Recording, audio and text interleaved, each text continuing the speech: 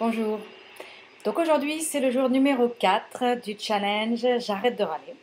Alors il y a beaucoup de nouveaux visiteurs qui arrivent sur ce blog tous les jours, donc bienvenue, je suis très contente que vous soyez là.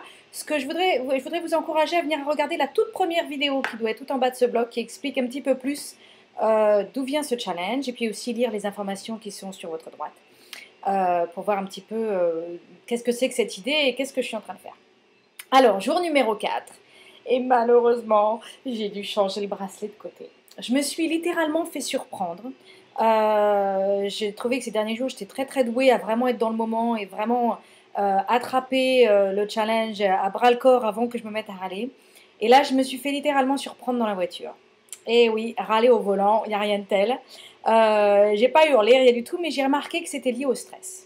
Et alors, ce que j'ai remarqué par rapport à ça, c'est que bon, évidemment, j'étais en retard, fallait que je me dépêche et je me suis trompée, fallait que je fasse demi-tour et je ne pouvais pas faire demi-tour. Donc, le stress dans la voiture lié au fait d'être en retard. Et alors, le stress, autant râler, c'était lié à un nœud dans le bide, autant là, le stress, j'ai senti que ça faisait plutôt haut, bas, haut, bas. C'était vraiment une autre sorte d'émotion auquel je pense que maintenant que j'ai plus conscience de cette émotion en moi, je me laisserai moins surprendre. Donc, je serais curieuse de savoir si vous aussi vous êtes des râleurs au volant. En général, je suis plutôt sereine, mais là, je me suis fait avoir hier. Aussi eu un autre challenge hier que j'ai rencontré et un autre moyen d'identifier qu'est-ce que c'est que râler. On avait identifié que râler, c'était un nœud qu'on avait dans le vide et un peu une colère. Hier, j'ai remarqué que j'avais pas de nœud dans le vide, mais à un moment donné, je me suis surpris juste au tout début où je m'apprêtais un peu à râler. Et cette forme de râlage, c'était plutôt la petite voix dans la tête qui fait gna gna gna gna gna gna gna gna gna gna gna gna.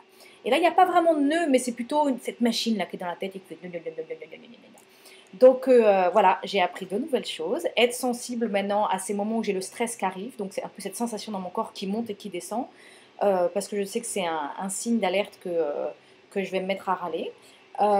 Et puis l'autre chose que j'ai vraiment appris cette fois-ci, c'est cette petite voix dans ma tête qui fait gna gna gna gna gna gna gna gna gna gna. Donc j'espère que vous connectez avec ça. Donc voilà, c'est le quatrième jour du challenge et je redémarre à zéro. Je suis toujours à jour numéro 1. Donc ceux qui sont tentés de commencer le challenge, commencez avec moi. J'en suis au premier jour en fait. Faut que je fasse 21 jours de l'affilée, affilée sans râler. J'ai confiance que je vais y arriver. Mais honnêtement, je trouve que c'est un voyage passionnant. Je serais intéressée d'interviewer mes enfants et de voir ce qu'ils en pensent aussi eux-mêmes. Est-ce qu'ils ont trouvé que maman a changé? Interviewer les gens autour de moi et voir ce qu'ils en ont pensé. S'il vous plaît, laissez des messages sur ce blog. Dites-moi comment ça se passe pour vous. Dites-moi comment vos amis réagissent quand vous leur en parlez. Est-ce que vous en avez parlé au travail? Racontez-moi vos histoires. C'est le sujet qui m'intéresse le plus en ce moment.